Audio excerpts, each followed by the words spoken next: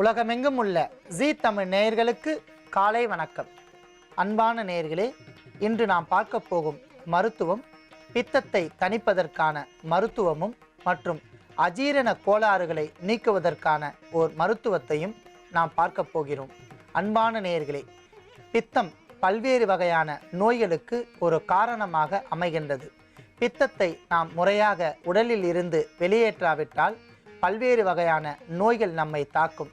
முதற்கட்டமாக நமக்கு தலை கிறுகிறுப்பு ஏற்படும், உடலில் மேக தடிப்பு போன்ற சூழ்நிலை ஏற்படும். இதற்கு ஆங்கிலத்தில் ஆர்டிகேரியா என்று பெயர். ஆகையால் பித்தத்தை எப்பொழுதுமே உடலில் அதிகரிக்காமல் சமமாக இருப்பதற்கு நாம் பழகி கொள்ள வேண்டும். எப்பொழுதுமே பித்தத்தை தணிப்பதற்கான உணவுப் பொருட்களை நாம் சாப்பிட வேண்டும், அல்லது பித்தம் ஏற்படாமல் இருப்பதற்கான வழிமுறைகளை நாம் கையாள வேண்டும்.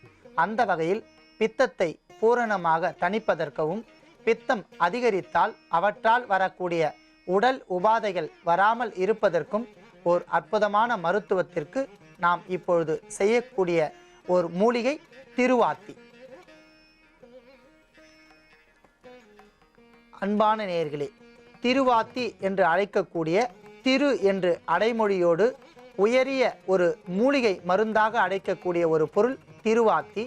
மிகவும் அற்புதமான ஒரு மூலிகை செடியாக சுமார் 4 முதல் 5 மீட்டர் அளவிற்கு வளரக்கூடிய ஒரு குத்து செடியாகும். சாலை ஓரங்களிலும் நம் வீட்டு தோட்டங்களிலும் வேலி ஓரத்திலும் தான் தோன்றித்தனமாக வளரக்கூடிய ஓர் அற்புதமான மூலிகையாகும் திருவாத்தி. மிகவும் நறுமணமுள்ள ஒரு பொருளாக இது கருதப்படுகிறது. கறிவேப்பிலை எந்த அளவிற்கு வாசனை மிகுந்த ஒரு மூலிகையோ அதைவிட பன்மடங்கு வாசனை மிகுந்த ஒரு மூலிகையாக திருவாத்தி என்கிற மூலிகை கருதப்படுகிறது. இதிலிருந்து வரக்கூடிய நறுமணம் உடலுக்கும் மனதிற்கும் புத்துணர்ச்சியை தருவதோடு நமக்கு வரக்கூடிய பித்தத்தை பூரணமாக தணிக்கக்கூடிய அற்புதமான ஆற்றல் திருவாத்தி என்கிற மூலிகைக்கு உள்ளது.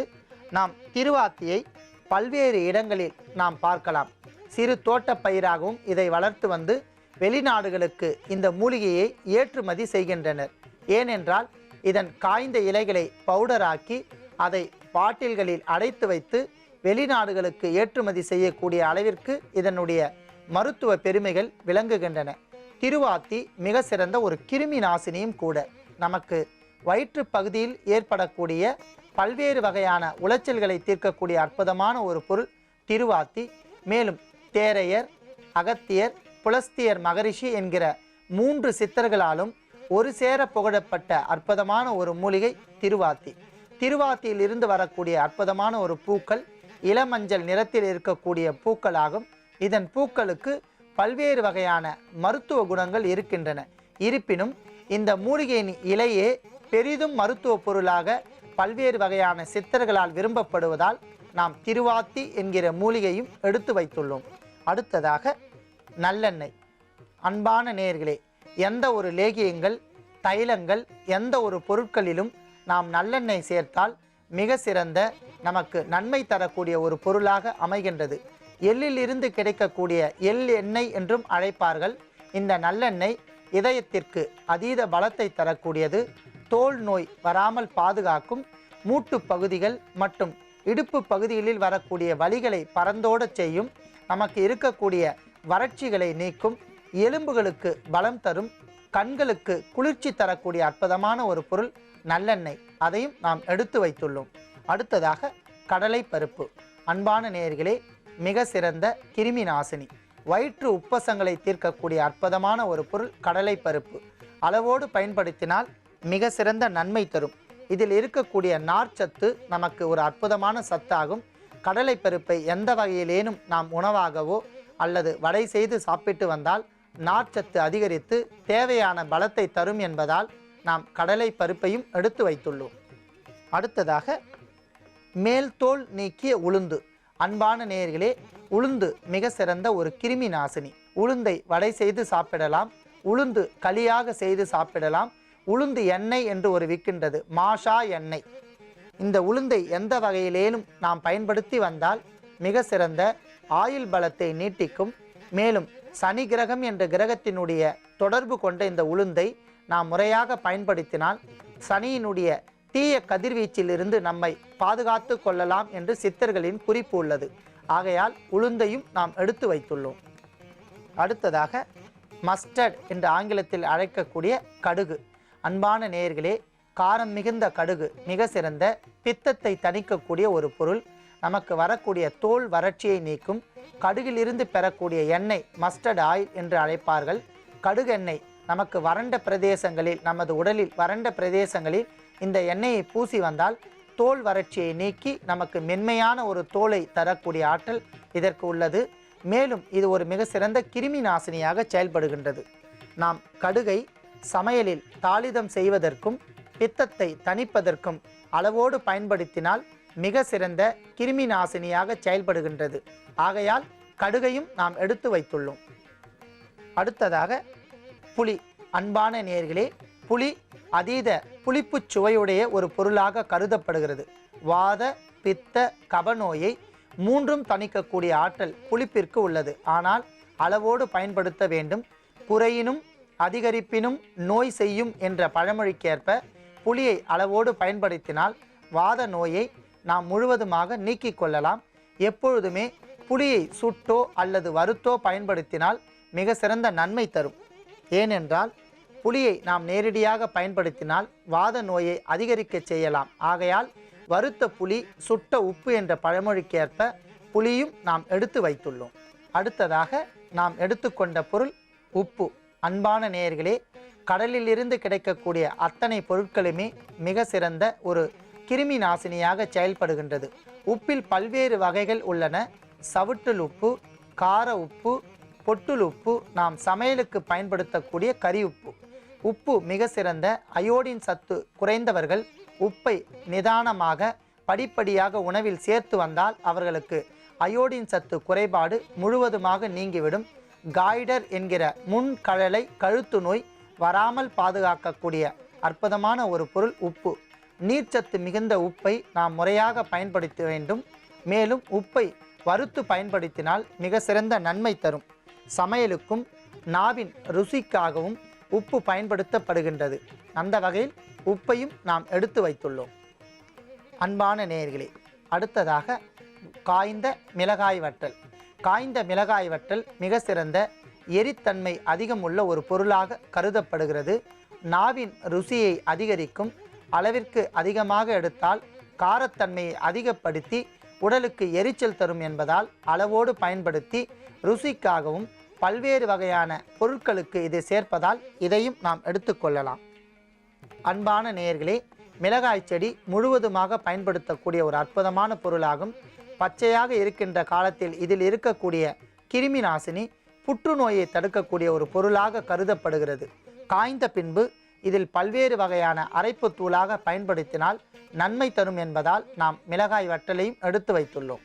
அன்பான நேயர்களே, அத்தனை பொருட்களையும் கொண்டு அதீத பித்தத்தை தணிப்பதற்கும் மேலும் நமக்கு ஜீரண மண்டலத்தை சரி செய்வதற்கும் துவையல் ஒன்றை நாம் செய்ய போகின்றோம். அதீத பித்தத்தை தணிப்பதற்கும் மேலும் நமக்கு ஜீரண மண்டலத்தை சரி செய்வதற்கும் துவையல் ஒன்றை நாம் செய்ய போகின்றோம். அதற்காக முதலில் வாணலில் நல்லெண்ணெய் 2 தேக்கரண்டி விட்டு காய்ச்ச வேண்டும்.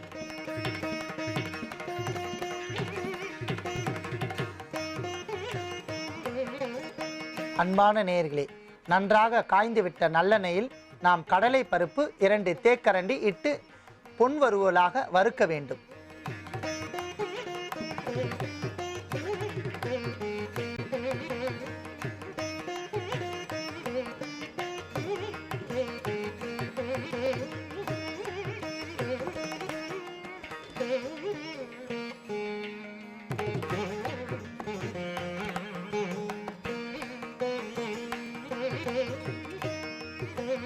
மேல் தோல் நீக்கிய உளுந்து 2 தேக்கரண்டி.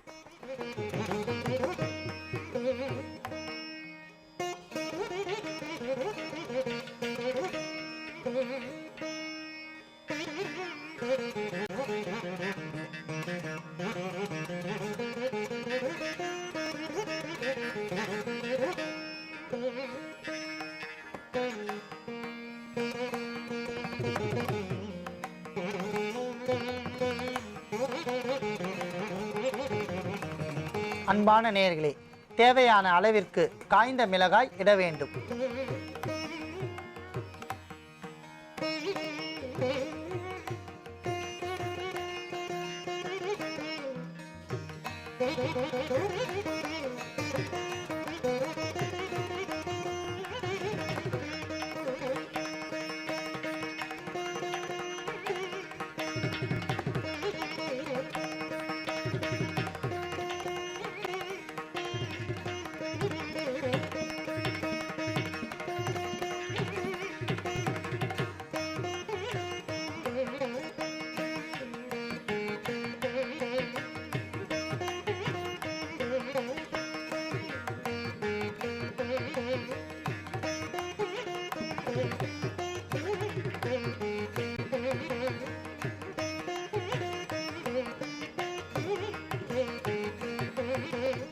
அடுத்ததாக தேவையான அளவிற்கு புளி, உப்பு இவை அனைத்தும் சேர்க்க வேண்டும்.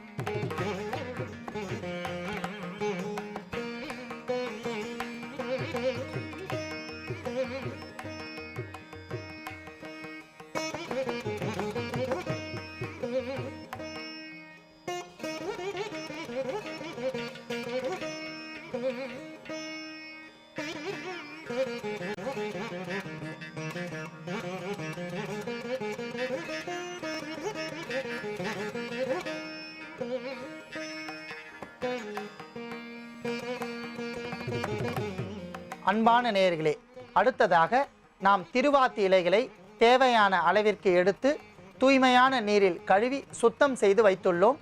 அந்த இலைகளை இப்பொழுது இட வேண்டும்.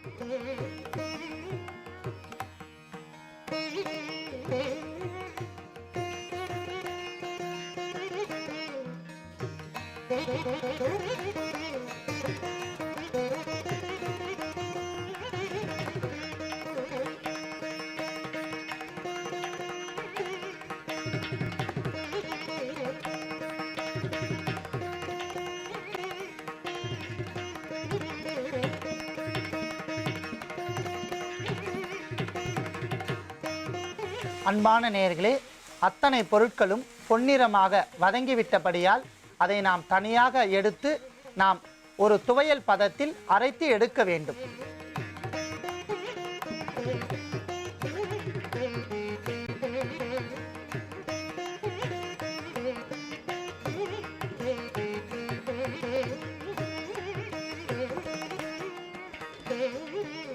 அன்பான நேயர்களே, அத்தனை பொருட்களும் நல்லெண்ணெயில் பொன்னிறமாக வறுத்து விட்டது.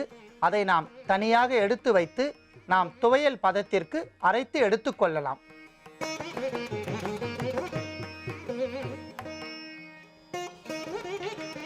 இந்த அற்புதமான கீரையினுடைய மகத்துவம் என்னவென்றால், திருவாத்தி கீரையை சேர்த்து அத்தனை பொருட்களும் நல்லெண்ணெயில் வதக்கி துவையலுக்கு தேவையான அளவிற்கு நாம் அரைத்து எடுத்துள்ளோம்.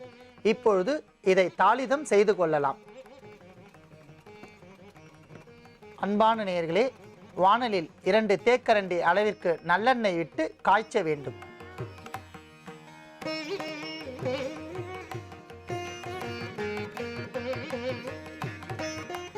அன்பான நேயர்களே, நன்றாக காய்ந்து கொண்டிருக்கின்ற நல்லெண்ணெயில் நாம் தேவையான அளவிற்கு கடுகை சேர்த்து பொரிக்க வேண்டும்.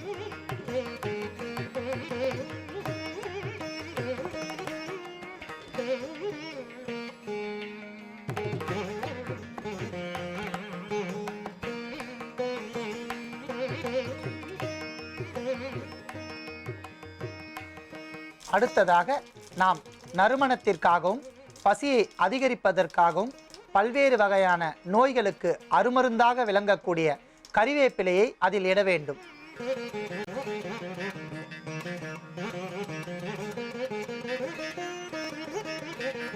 அத்தனை பொருட்களும் பொரிந்துவிட்டன. நாம் அரைத்து வைத்துள்ள திருவாத்தி துவையலை நல்லெண்ணெயில் இட்டு மீண்டும் ஒரு முறை வதக்க வேண்டும்.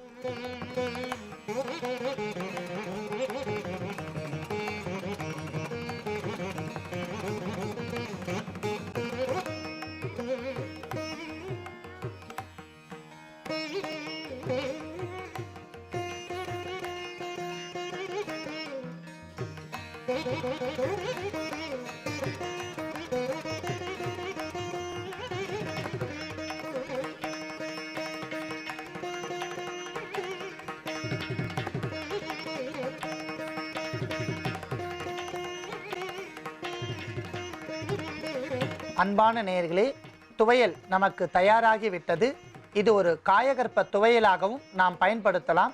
நாம் நல்லெண்ணெய் இட்டு இதை செய்துள்ளோம். ஒரு சிலருக்கு காயகற்ப மருந்தாக இதை மாற்ற வேண்டுமென்றால் நாட்டு பசுநெய்யை சேர்த்து இதை செய்தால் 3 மாத காலம் வரை இவை கெடாமல் இருக்கும். இவற்றை கைகளால் எடுக்காமல் சிறிது தேக்கரண்டி கொண்டு எடுத்து வந்தால் கெடாமல் பாதுகாக்கக்கூடிய அற்புதமான ஒரு திருவாத்தி துவையல் நமக்கு தயாராகிவிட்டது. அதை நாம் எடுத்துக்கொள்ளலாம்.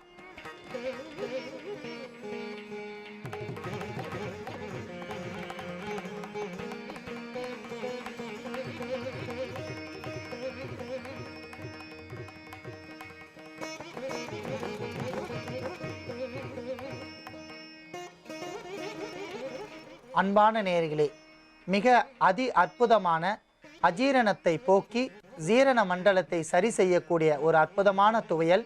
பித்தத்தை அறவே தணித்து நமக்கு உடலில் இருக்கக்கூடிய எல்லா பாகங்களுக்கும் சமமாக செல்லக்கூடிய அற்புதமான ஒரு துவையலாக இது சித்தர்களால் கருதப்படுகிறது. திருவாத்தி என்கிற துவையல். இதை நாம் சாதத்தோடு பிசைந்து சாப்பிட்டு வந்தால் படிப்படியாக ஜீரண சக்தி அதிகரித்து பசியை அதிகரிக்க செய்யும். அகட்டுவாய் அகற்றும். வயிற்று பகுதியில் இருக்கக்கூடிய குற்றங்களை நீக்கும். நாவில் இருக்கக்கூடிய சுவை அரும்புகளினுடைய சக்தியை அதிகரிக்க செய்து பித்தத்தை தணிக்கக்கூடிய அற்புதமான ஒரு துவையல் திருவாத்தி. அன்பான நேயர்களே, மிக எளிமையான முறையில் நாம் தயாரித்த இந்த திருவாத்தி துவையலை நோய் உடையவர்கள் தாராளமாக பயன்படுத்தலாம். மேலும் மற்றவர்களுக்கும் இந்த திருவாத்தி இலையை பரிந்துரை செய்யலாம். நோய் உடையவர்கள் துவையலை பயன்படுத்தி நோயின்றி வாழ வேண்டுகிறேன். நன்றி, வணக்கம். அன்பான நேயர்களே, நாம் இடைவெளிக்கு முன்பாக திருவாத்தி என்கிற மூலிகையை கொண்டு அற்புதமான பித்தத்தை தணிப்பதற்கும் மற்றும் பல்வேறு வகையான நோய்களுக்கு எதிர்ப்பு சக்தியாக திருவாத்தி என்கிற மூலிகையை கொண்டு துவையல் ஒன்றை பார்த்தோம். இப்பொழுது அதே திருவாத்தி என்கிற மூலிகையை கொண்டு நாம் தீநீர் ஒன்றை தயாரிக்க போகின்றோம். இந்த தீநீர் எதற்காகவென்றால் உடல் பகுதியில் இருக்கக்கூடிய எல்லா வகையான இரத்த நோய்களை தணிக்கக்கூடியதும் மற்றும் பித்தத்தை பூரணமாக நீக்குவதற்கும் ஓர் தீநீர் ஒன்றை நாம் தயாரிக்கலாம். அதற்காக நாம் எடுத்துக்கொண்ட பொருள் திருவாத்தி இலைகள். அடுத்ததாக மிளகு. அன்பான நேயர்களே, இவை இரண்டையும் கொண்டு நாம் தீநீர் தயாரிக்க போகின்றோம். அதற்காக 100 மில்லி அளவிற்கு நீரை நாம் நன்றாக காய்ச்ச வேண்டும்.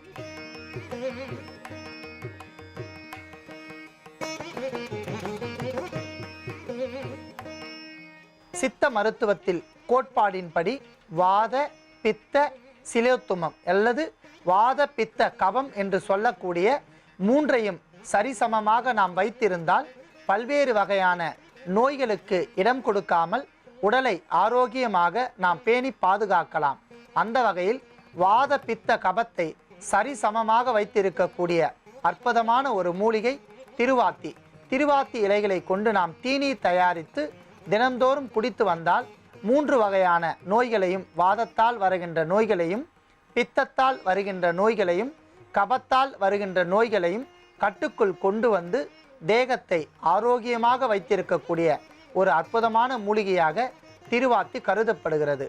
அந்த வகையில் நன்றாக கொதித்து கொண்டிருக்கின்ற நீரில் நாம் திருவாத்தி இலைகளை தேவையான அளவிற்கு எடுத்து தூய்மை செய்து வைத்திருக்கின்றோம். அதை நீரில் இட்டு கொதிக்க வைக்க வேண்டும்.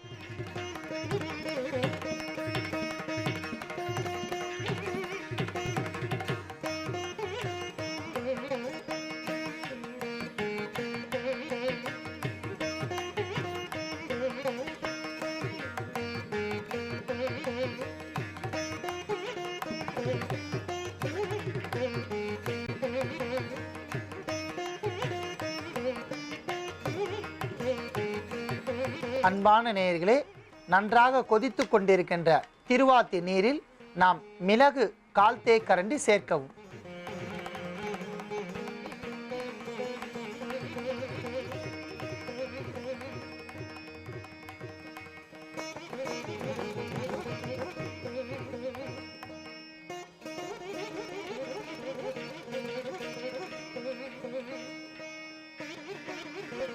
அன்பான நேயர்களே, திருவாத்தி இலையின் தீநீர் நமக்கு தயாராகி விட்டது. அதை நாம் வடிகட்டி எடுத்துக்கொள்ளலாம்.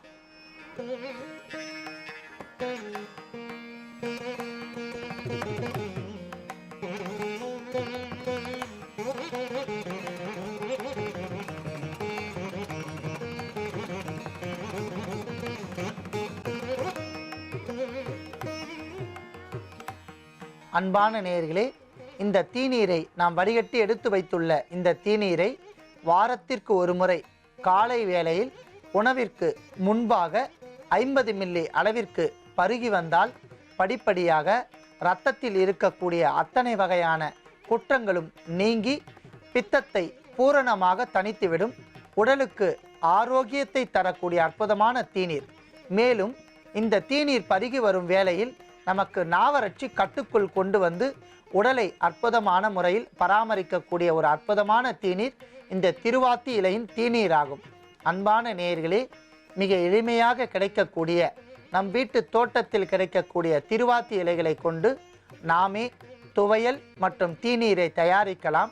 வேண்டுவோருக்கும் இந்த மூலிகையை பற்றி பரிந்துரை செய்யலாம். நோய் உடையவர்கள் இந்த தீநீரை பருகி நோயின்றி வாழ வேண்டுகிறேன். நன்றி, வணக்கம்.